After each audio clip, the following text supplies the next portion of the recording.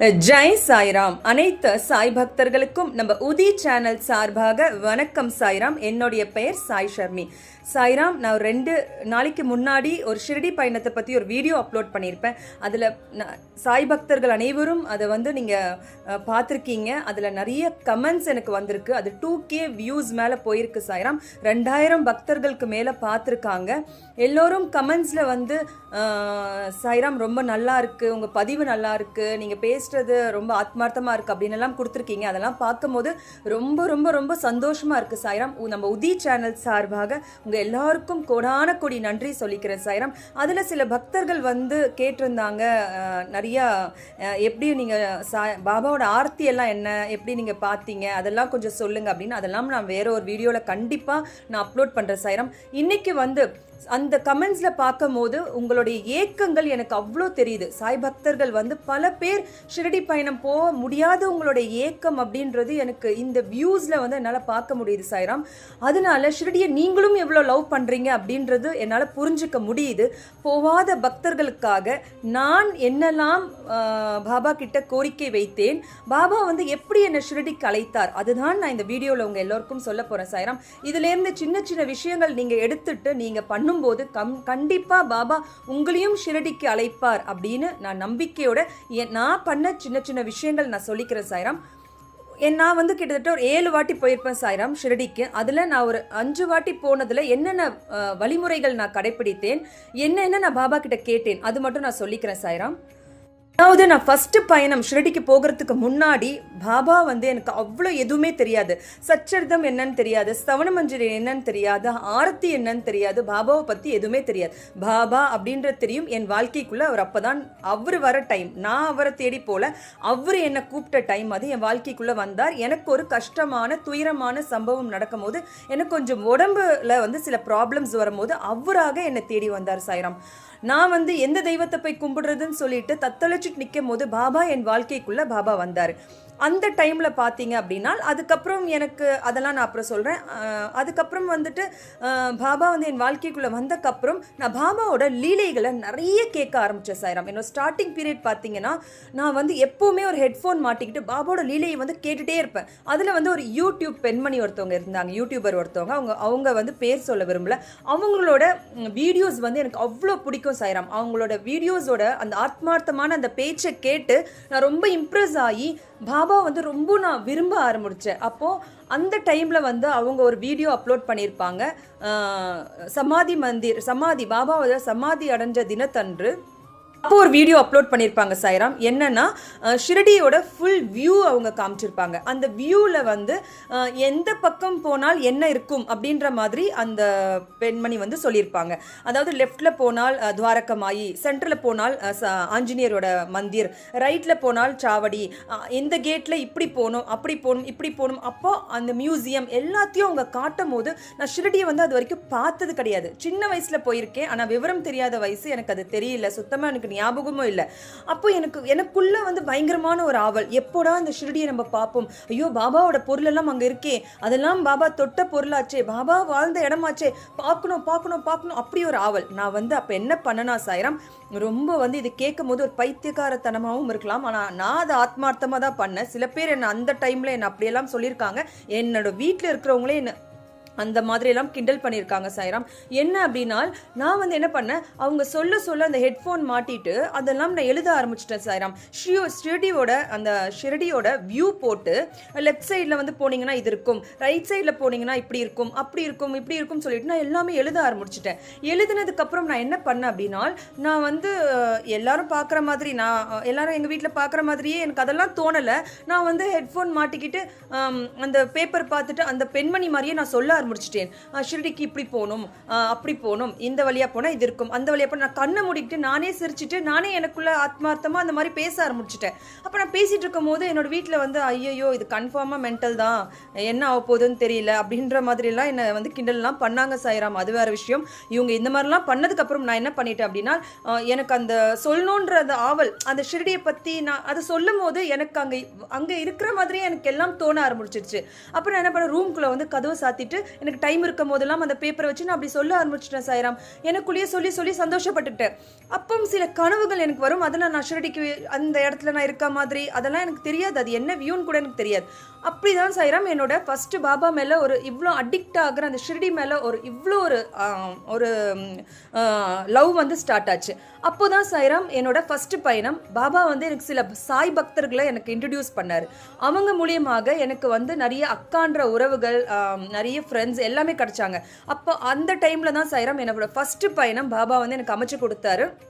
என்னோட இந்த மென்டல் தனத்தை பார்த்து பாபா எனக்கு அமைச்சு கொடுத்து என்னோட முதல் பயணம் சாய்ராம் இது. அது ரொம்ப சந்தோஷமான பயணம். அந்த பயணம் தான் ஃபர்ஸ்ட் பயணம் சாய்ராம். ரெண்டாவது பயணம் அப்படின்றது வந்து ஷிரடி போயிட்டு வந்தக்கப்புறம் ஒரு 6-7 மாதம் கழிச்சு திரும்ப ஒரு உணர்வு வருது சாய்ராம். அங்கே போயிட்டு அங்கே இருக்கும்போது பயங்கரமான ஒரு சந்தோஷத்தை நான் பார்த்துட்டேன். அங்கே பாபாவை பார்க்கும்போது ஒரு திருப்தி, நிம்மதி, வாழ்க்கையே மறக்கிற ஒரு தருணத்தை எனக்கு அவர் காமிச்சிட்டாரு. அந்த ஆசையை நம்மள சும்மா விடுமா சொல்லுங்க? அப்போ திரும்ப அந்த உணர்வு வருது. நான் ஒரு கஷ்டத்தில் இருக்கும்போது, சும்மா இருக்கும் போதே வரும் ஆசையா இருக்கும்போது, பாபா பார்க்கணும். என்ன சாய்ராம் சும்மாவா 1500 கிலோமீட்டர் அவ்வளோ தூரம் போயிட்டு வரணும், அந்த டைம்ல நம்மளுக்கு பைசா இருக்கணும், அந்த டைம்ல நம்மள வீட்டில் இருக்கிறவங்க அக்செப்ட் பண்ணணும், அந்த இடத்துக்கு நம்மளை விடுறதுக்கு பயங்கரமான டாஸ்க் சாய்ராம். உண்மையாலேயே என் வாழ்க்கையில ஒரு டாஸ்க் தான் ஷிரடி பயணம். அப்படி இருக்கும்போது ரெண்டாவது பயணத்துக்கு நான் என்ன பண்ணேன்னா, பாபா கிட்ட போய் நான் நார்மலா கேட்டேன், பாபா எனக்கு உங்களை பார்க்கணும் பாபா. வேலைக்கே ஆகல சாய்ராம். கேட்டு 1 மாசம் ஆகுது, 2 மாசம் ஆகுது, எனக்கு கண்டுக்கவே இல்லை சாய்ராம். அவரு அப்படியே விட்டுட்டாரு. அதுக்கப்புறம் வந்து நான் என்ன பண்ணேன், பாபா கிட்ட ஒரு கோரிக்கை வச்சேன் சாய்ராம். என்ன அப்படின்னா, துணியில வந்து மட்டை தேங்காய் போடுவாங்க சாய்ராம். அந்த மட்டை தேங்காவை நம்மளுடைய கர்மாக்கள் எரிக்கிறதுக்காக எல்லா பாபா கோவிலும் பார்த்துருப்பீங்க, துவாரகமாயிலையும் பார்த்துருப்பீங்க, துணியில மட்டை தேங்காய் போடுறது சாய் பக்தர்களுடைய வழக்கம். அதே மாதிரி தான் நான் என்ன பண்ணேன், நான் மட்டை தேங்காய் போடல சாய்ராம். நார்மல் தேங்காய் வாங்கி பாபா முன்னாடி நீங்க வச்சீங்கன்னா, பாபா நம்மளை கூப்பிடுறதுக்கு 1 மாசமா 2 மாசமா 1 வருஷமான்னு தெரியாது. அவர் எப்போ நம்மளுக்கு டேட் எழுதி வச்சிருக்காரு நம்ம ஷிரடிக்கு வரணும்னு.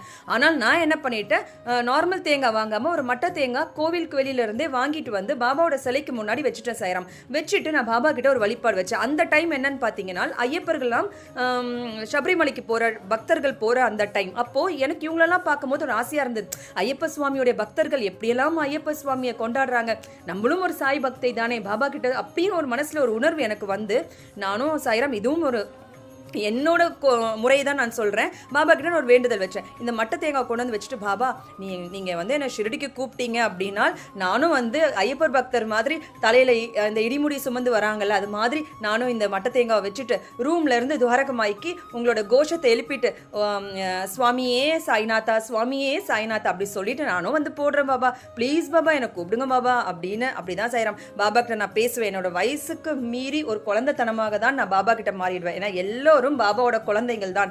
அதனால நான் குழந்தை மாதிரி தான் சாய்ராம் பாபாவை கொஞ்சுவேன், கிள்ளுவேன், அதெல்லாம் செய்வேன் சாய்ராம், முத்த கொடுப்பேன், எல்லாமே பண்ணுவேன் சாய்ராம். அப்போ நான் அப்படிதான் பாபா கிட்ட ஒரு கோரிக்கை வச்சேன். அதை நான் வச்சுட்டு சாய்ராம் மட்டை தேங்காவோட வழிபாடு வச்சக்கப்புறம் ஒரு 2 வாரம் கழிச்சு எனக்கு ஒரு ஃபோன் கால் வருது. என்னுடைய சாய் பக்தர் ஒருத்தவங்க அவங்க வந்து சொல்கிறாங்க, ஷர்மி என்னோட பர்த்டே வருது, நான் அவங்க ஷிரடிக்கு போகலான்னு பிளான் பண்ணியிருக்கேன், நீயும் வரியா அப்படின்னு கேட்குறாங்க. ஐயோ எனக்கு பயங்கரமான சந்தோஷம். ஐயோ மட்டை தேங்காய்க்கு இவ்வளோ ஒரு வேல்யூ இருக்கா அப்படின்னு எனக்கு அப்போ தான் சாய்ராம் எனக்கு புரிய வந்தது. அப்படி தான் நான் அவங்க கூட என்னோட 2வது பயணத்துக்கு நான் ஷிரடி போனேன். மட்டை தேங்காய் வழிபாடுன்றது ரொம்ப ஒரு சூப்பரான வழிபாடு சாய்ராம். நீங்களும் ட்ரை பண்ணி பாருங்கள் மட்டை தேங்காய் வச்சு. 3வது என்னோட ஷிரடி பயணம் வந்து எப்படி அப்படின்னா, நான் பாபா கிட்ட வந்து இதே மாதிரி தான் சாய்ராம் போயிட்டு வந்து ஒரு 6 months 7 months ஆகுது. எனக்கு திரும்ப அவங்க ஷிரடிக்கு போகணுன்ற ஒரு ஆவல் வருது. இதே மாதிரி பாபா கிட்ட கேட்கிறேன். அப்ப அந்த டைம் பாத்தீங்கன்னா மகாபாராயணம் டைம். மகாபாராயணம் அப்படின்னா ஷிரடியில் வந்து பயங்கர விமர்சனமாக அது பண்ணுவாங்க சாய்ராம். வருஷத்துக்கு ஒரு தடவை பாபாவுடைய சச்சரித்தம் புக்கை வந்து 1 வாரம் பாராயணம் பண்ணுவாங்க சாய்ராம். அதாவது ஒரு நாளைக்கு 7 சாப்டர் அப்படின்ற விதத்தில் 1 வாரம் முடிச்சக்கப்புறம் நம்மளால முடிஞ்ச அன்னதானம், நெய்வைத்தியம் எது வேணாலும் பாபாவுக்கு வச்சுட்டு நம்ம வந்து அன்னதானத்தை பக்தர்களுக்கு கொடுக்கலாம். இதுதான் அதோடைய முறை. இதை வந்து சும்மா கூட நம்மளை வேண்டுதல் வச்சுட்டு பண்ணலாம் சாய்ராம். ஆனால் அது மகாபாராயணம் டைம். அப்போ எனக்கு தோணுது எல்லா பக்தர்களும் ஷிரடியில் போய் சச்சரிதம் படிக்கிறாங்க. எனக்கும் ஒரு ஆவல் வருது சச்சரிதம் போய் அங்கே படிக்கணும். ஆனால் அது என்னால் முடியல சாய்ராம். பாபா அப்படியெல்லாம் என்னை கூப்பிடல. நான் என்ன பண்ணேன்னா பாபா கிட்ட ஒரு கோரிக்கை வச்சேன். பாபா நான் இந்த மகாபாராயணத்துக்கு நான் வந்து உங்களோட புக்கை படிக்கிறேன், சச்சரிதம் படிச்சு முடிக்கிறேன். ஆனால் இந்த முடிச்சக்கப்புறம் எனக்கு எந்த விதமான எனக்கு எதுவும் நீங்கள் செய்வானா, எனக்கு ஷிரடிக்கு வரணும், எனக்கு ஆசையாக இருக்கும், உங்களை பார்க்கணும், என் துவாரகமாய் தாயே எனக்கு பார்க்கணும். இதுதான் சாய்ராம் என்னோட கோரிக்கை. அப்படிதான் சாய்ராம் நானும் மகாபாராயணம் முடித்தேன். ஆனால் எல்லாரும் சொல்லுவாங்க சாய்ராம் சச்சரிதம் ஒரு புனிதமான நூல். எப்படி வந்து ஒரு அல்லாஹ்வுக்கு வந்து ஒரு குரானோ ஒரு பைபிளோ அதே மாதிரி தான் நம்ம சாய் பக்தர்களுக்கு சச்சரிதம் புனிதமான ஒரு நூல்.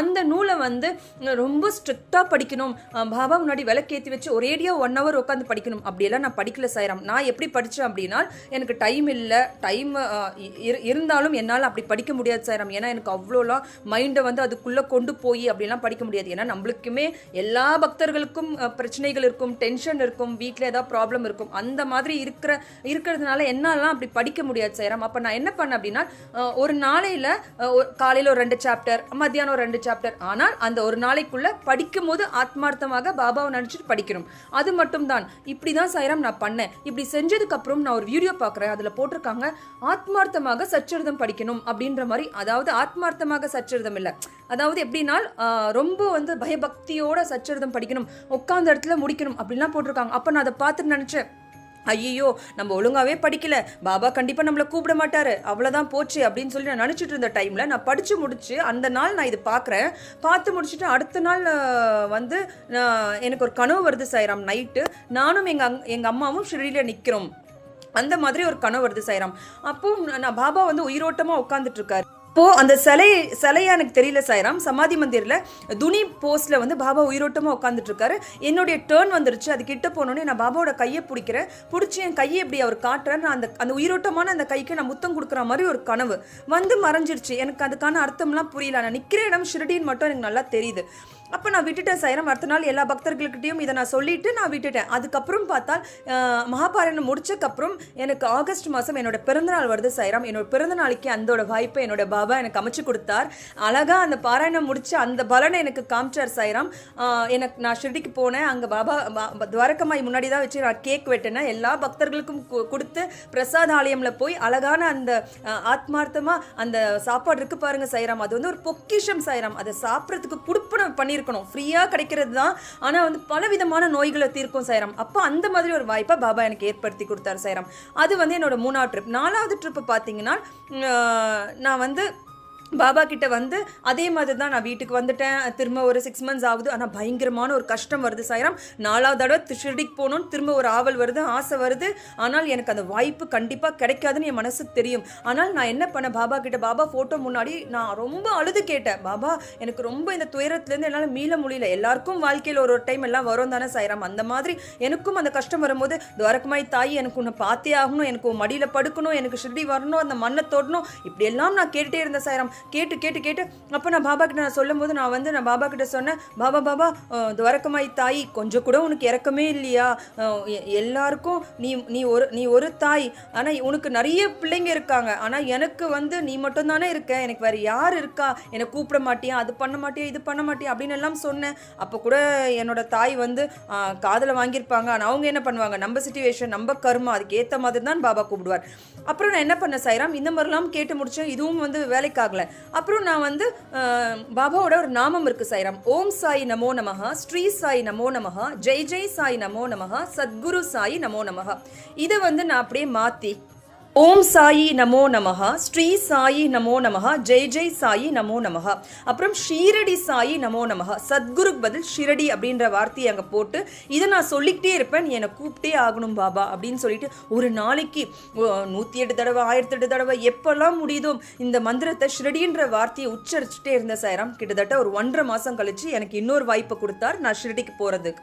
அதுதான் சாய்ராம் நான் சொல்கிறேன், உங்கள் எல்லார் பக்தர்களும் கண்டிப்பாக உங்களோட ஆசைகள் கண்டிப்பாக ஷிரடி போகிற ஆசைகள் நிறைவேறும். நான் ரொம்ப ஃபாஸ்ட்டாக பேசுகிறேன், ஏன்னா என் பக்தர்களுக்கு அவ்வளோ பொறுமை இருக்க மாட்டேங்குது. ஏன்னா ஃபுல் வீடியோஸ் எல்லாம் கேட்குறதுக்கு உங்கள் நலனுக்காக தான் நான் இவ்வளோ ஃபாஸ்ட்டாக பேசுகிறேன். ஏன்னா நான் என்னென்ன செஞ்சுன்றது டக்குன்னு உங்களுக்கு சொல்லணும்.